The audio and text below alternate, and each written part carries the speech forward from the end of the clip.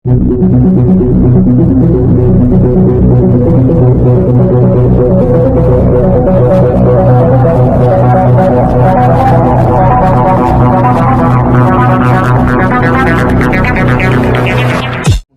Track అంటే ఈ యొక్క కెనాల్ వెడల్పు ఎంత ఉందో చూసుకొని ఒకవేళ కెనాల్ మన వెడల్పును తగ్గించే పాటైతే విడుతును తగ్గియాలి, మనం పెట్టాల ట్రంక్ అన్నప్పుడు దాని ఎత్తును సైజును పెంచాలి. ఆ సైజు పెంచినప్పుడు వాటర్ కూడా అటు ఇటు గాని బండి వేసి ఆ బండి వేసినప్పుడు ఏమవుతుందంటే అక్కడ సైడ్లకు బండి కడితే ఆ బండి వల్ల గ్రామంలో కూడా నీళ్లు రావు.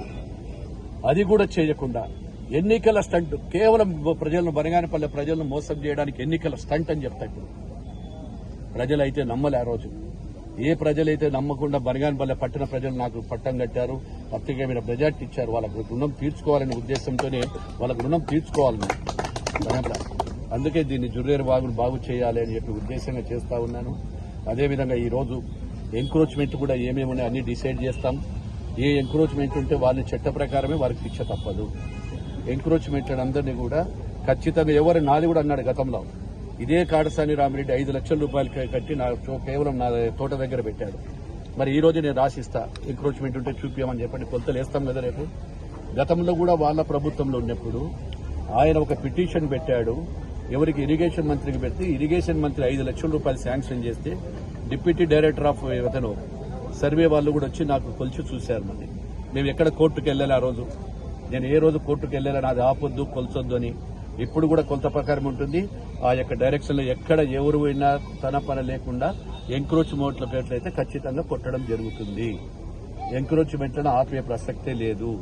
ఖచ్చితంగా ఏదైతే బనగానపల్లెకు ఇది ఒక అన్ని రకాల మొత్తం అక్రమాలు చుట్టుపక్కల అటు నుంచి గాని ఇటు నుంచి గాని అన్ని రకాల వాళ్ళు, కొంతమంది గత శాసనసభ్యుడైతే అక్రమాలు చెయ్యండి మీరు చేసుకోండి అని చెప్పి అమాయకులైనటువంటి కొంతమంది ప్రజలకు ఇక్కడ నేను పట్టాలు ఇప్పిస్తాను, మీరు సెడ్లు వేసుకోండి, మీరు ఇక్కడ సెడ్లు వేసుకోండి అని చెప్పి కొంతమంది కార్పెంటర్లకేసి దురాక్రమణకు చేసేసి సెడ్లన్నీ వాళ్ళు దాంట్లో వేశారు.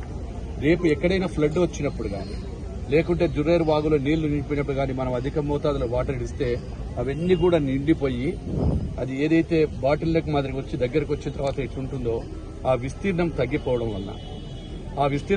వల్ల నీళ్లు వెనకపోయి గ్రామంలోకి వచ్చేటువంటి ప్రమాదం ఉంది. ఇది గ్రామంలోకి వచ్చే ప్రమాదాన్ని గత శాసనసభ్యుడు ఈరోజు ప్రోత్సహించాడు. ఆ రోజు ఆ షాపులు ఏవైతే ఉన్నాయో కార్పెంటర్ల షాపులుగా అడ్డదిడ్డంగా కేవలం రాజకీయాల కోసం, తన స్వార్థ రాజకీయాల కోసం నేను ఆ రోజు కూడా చెప్పాను, వాళ్ళకు కూడా విన్నవించాను.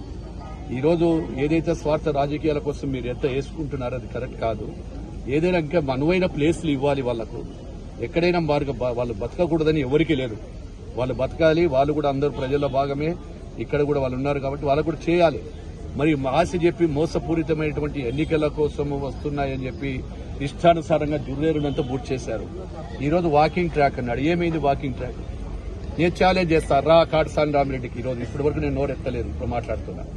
ఆ రోజు వాకింగ్ ట్రాక్ ఉంటే ఎక్కడైనా అనుమతులు తీసుకుని, ఈ రోజు మేము తీసుకుంటున్నాము, అనుమతులు తీసుకున్నాము, శాంక్షన్ తీసుకుని ఈ రోజు క్లీన్ చేస్తున్నాం. దీన్ని చూడాలి మీరందరూ కూడా. ఆ రోజు అనుమతులు లేకుండా నేను నిలబడినటువంటి దాన్ని కూడా ఎలాంటి అధికారులు అనుమతులు ఇవ్వలే. కేవలం ఒక వ్యక్తి లాభాదాయ కోసం, ఒక ఫంక్షన్ హాల్ కావాలని చెప్పి తన అనుచరుల కోసం, ఆ రోజు అనుచరుల కోసం ఈ రోజు ఈ యొక్క రోడ్డు వేస్తున్నానని చెప్పాడు. ఎక్కడైనా వాకింగ్ ట్రాక్ నేను కూడా ప్రపోజల్ పెట్టబోతున్నాను. ఎందుకంటే ఈ నీరు కింది మీదికి మారుతూ ఉంటే కుందులో పోయి కలుస్తాయి నీళ్ళని. అక్కడ కూడా వాటర్ అంతా కలుషితం అయిపోతా ఉంది. ఆ ఎంక్రోచ్మెంట్ ఆగినప్పుడు దీన్ని ఏ విధంగా తీసుకొని సుందరీకరణ మా అధికారులతో చూసి ఏ విధంగా చేయాలి, దీన్ని ఏ విధంగా చేస్తే స్ట్రెంథనింగ్ అయ్యి ఈ కలుషిత నీరంతా కూడా జుర్రేరులో వాగులో కలవకుండా ఉండడానికి కూడా ఒక ప్రణాళికలు చేయమన్నాము పిఆర్ ఇంజనీర్లను. ఆ జుర్రేరులో ఎక్కడ నీళ్లు కలవకుండా దీని ట్రీట్మెంట్ ప్లాంట్ కానీ లేకుంటే అటు తర్వాత బ్రహ్మగారి మఠం దాటిన తర్వాత కానీ ఆ వాటర్ను తీసుకుపోవడానికి కూడా ప్రణాళికలు చేస్తా ఉన్నాం. ఇవన్నీ కూడా కార్యాచరణ తొందరలోనే పెడుతున్నాం.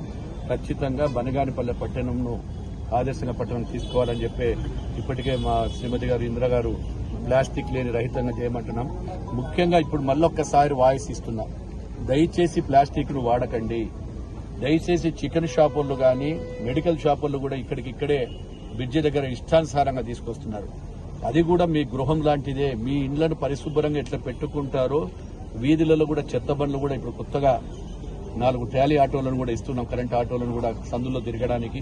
ఎక్కడ ఉన్నా కానీ కూడా చికెన్ షాపులు కావచ్చు, వేరే షాపులు కావచ్చు, వాళ్ళందరూ కూడా ఎక్కడికక్కడ వాళ్ళు వేయాలని చెప్పి తెలియజేసుకుంటా ఉన్నాను. ఖచ్చితంగా ఎంక్రోచ్మెంట్లు ఇంకా ఏమేమి జరిగినాయో, ఎవరెవరు గవర్నమెంట్ స్థలాలు ఆక్రమించినారు, ఇప్పటికే మీకు తెలుసు 2 ఫంక్షన్ హాల్ ఆక్రమించినాయని చెప్పి వాళ్ళకు కూడా నిర్ధారణ చేసినారు. కోర్టుకు పోయినారు, కోర్టు చెప్పిన ప్రకారం కూడా చేశారు. కోర్టు కూడా చట్టం ఏముంటే ఆ ప్రకారమే ఇప్పుడు చేస్తాం చర్య. ఎవరి మీద కక్ష సాధింపు చర్య లేదు.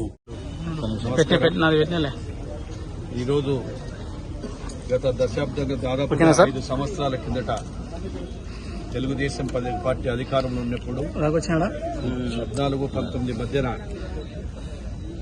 బనియానపల్లెకు నడిబొడ్డున ఉన్నటువంటి యొక్క జుర్రేరు బాగును నీరు చెట్టు కార్యక్రమం పెట్టి క్లీన్ చేసి ఇక్కడ ప్రజలకు కానీ అటు కానీ ఎలాంటి కూడా ఇబ్బందులు లేకుండా ఉండాలనే ఉద్దేశంతో గతంలో మేము పని చేయడం జరిగింది. మరి 19 నుంచి 24 వరకు వచ్చినటువంటి ఈ ప్రభుత్వము అశ్రద్ధ వలన ఈరోజు జుర్రేరు బాగు అంతా కూడా కలుషితమైపోయి పారం చెట్లు డేగాన్ని మన గుర్రపు డెక్కలు అవన్నీ కూడా కంప్లీట్గా నిండిపోయి ఏదైనా వర్షాకాలం వచ్చినా ఇంకా ఏదైనా వాటర్ పడినా తర్వాత ఎస్ఆర్బీసీలో లీకేజ్ ఉన్న వాటర్ కానీ ఇవన్నీ కూడా పోవాలంటే చాలా ఇబ్బంది పడుతూ ఉన్నారు. ఇది ఇట్లా ఉండే సందర్భంగా మళ్ళా ప్రజలందరూ కూడా తీసుకొచ్చి గ్రామంలో ఉండే చెత్త చెదారము డ్రైన్ అన్నీ కూడా దీంట్లో పడడము, పబ్లిక్ కూడా చాలా మంది కూడా ఇక్కడ ఉండేటువంటి చెత్త చెదారాన్ని పక్కనే ఉండే మెడికల్ షాపులు కావచ్చు, చికెన్ షాపులు కావచ్చు, వాళ్ళందరూ కూడా ఇక్కడ వచ్చి చేయడం జరుగుతూ ఉంది.